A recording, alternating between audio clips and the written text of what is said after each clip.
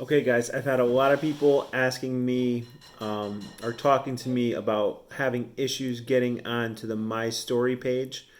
So what I'm going to do is I'm going to make this YouTube video about the My Story page. So what you're going to see here is the video, and then I'm going to post a question that you'll answer in races right underneath it. So those two things you'll see in the comment section.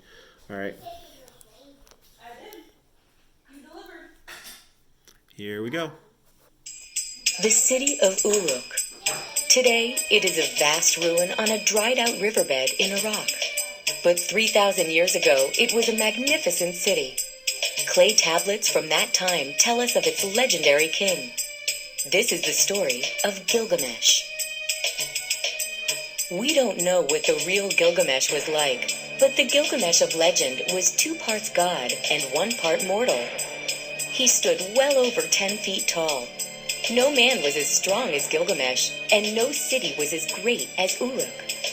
It was surrounded by a wall 6 miles long. Inside lay the riches and art of the world's oldest city. But Gilgamesh was cruel and selfish. To construct the public buildings of Uruk, he forced men to work until they died of exhaustion. The people lived in fear, and Gilgamesh did not care. After all, who could challenge him? One day, legend says, the people of Uruk prayed to their gods. Our king is ruining our lives. Help us, fearsome gods! Send us a defender. The gods decided that Gilgamesh needed a companion, someone his equal in strength, courage, and thirst for adventure. So, they created Enkidu.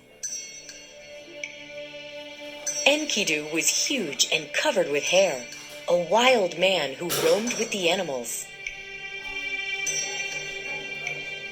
Enkidu vowed to protect the people from Gilgamesh. When the two met, they immediately began fighting. Gilgamesh was shocked. He was part god, yet it took all his strength to defeat Enkidu. Gilgamesh knew he had met his equal. After their battle, Gilgamesh and Enkidu became friends and had many adventures.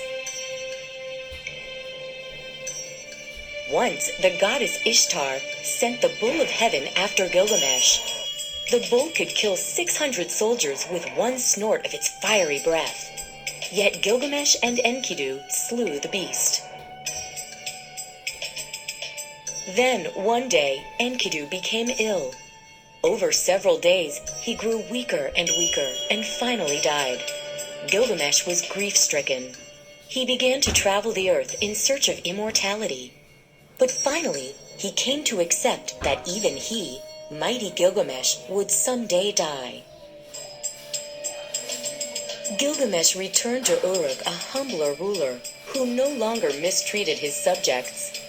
For him, immortality would only come from the city he built and the love of his people.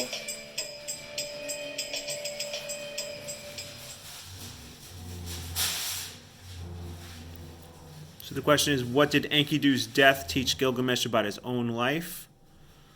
And that's what you're going to see in the races question box below.